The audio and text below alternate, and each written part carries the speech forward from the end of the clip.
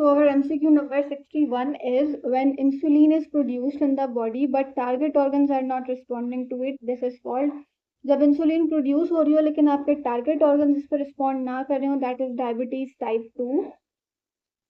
The inner portion of the adrenal gland is, देखो inner portion को हम कहते हैं मेड्यूला, आउटर पोर्शन को हम कहते हैं cortex. Next one is the outer portion is cortex.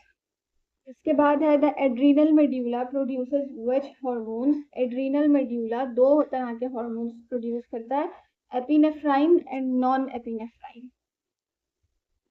Epinephrine and non epinephrine response during emergency similar to which nervous system. ये वो दो हार्मोन्स हैं जो कि इमरजेंसी की सिचुएशन में आपके पास काम करते हैं, जिस तरह से आपका सिंपैथेटिक नर्वस सिस्टम जो है वो काम करता है इमरजेंसी की कंडीशन में, राइट, फाइट और फ्लाइट रिस्पॉन्सेस के लिए.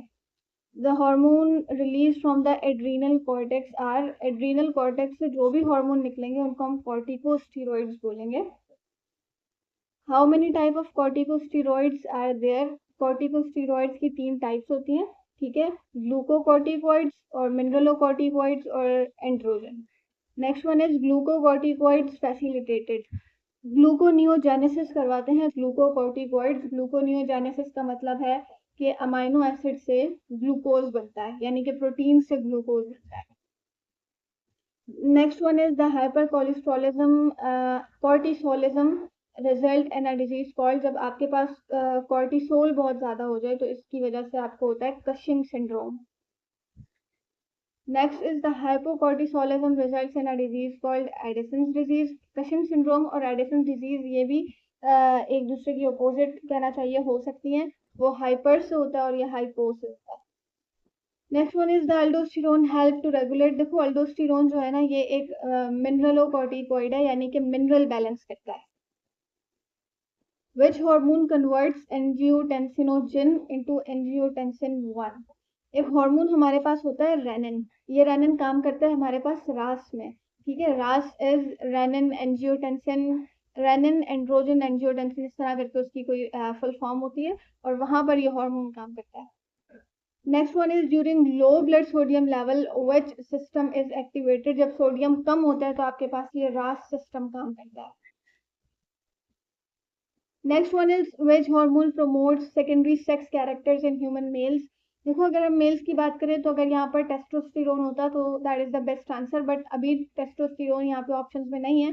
सो एस्ट्रोजन, प्रोजेस्टेरोन और ऑक्सीटोसिन, इनका मेन जो रिलेशन होता है वो फीमेल्स में होता है.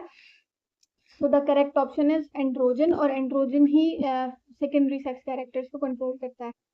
Next one is follicle stimulating hormone stimulates which cells of testis. देखो इसके अंदर ना 2 चीजें याद रखनी है. टेस्टिस में 2 सेल्स होते हैं, एक सर्टोली सेल्स और एक लेडिक सेल्स, और 2 ही हार्मोन्स हैं, FSH और LH, दोनों इनको स्टिमुलेट कराते हैं.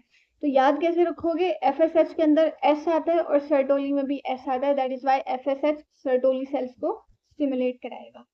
Next one is FSH stimulate Sertoli cells of testis to produce. देखो सर्टोली सेल्स आपके पास स्पर्म प्रोडक्शन करवाते हैं, ठीक है. Next one is LH stimulates which cell of testis. LH यानी कि ल्यूटिनाइजिंग हार्मोन. लेडिक सेल्स को दोनों LL से स्टार्ट हो रहे हैं, कहाँ याद रखेंगे. Next one is the LH stimulates Leydig cells to release. LH जो है वो लेडिक सेल्स को स्टिमुलेट करेगा ताकि वो क्या रिलीज करें, वो टेस्टोस्टेरोन रिलीज करें, क्योंकि ये सारा काम हमारा टेस्टिस में. Next one is Leydig cells of testis are located in. Leydig cells को हम इंटरस्टिशियल सेल्स भी कहते हैं, यानी कि सेमिनिफेरस ट्यूब्यूल्स के मिड में मौजूद होता है, बिटवीन में मौजूद होता है. Which hormone is responsible for the secondary sex characters of female and मिनार्क.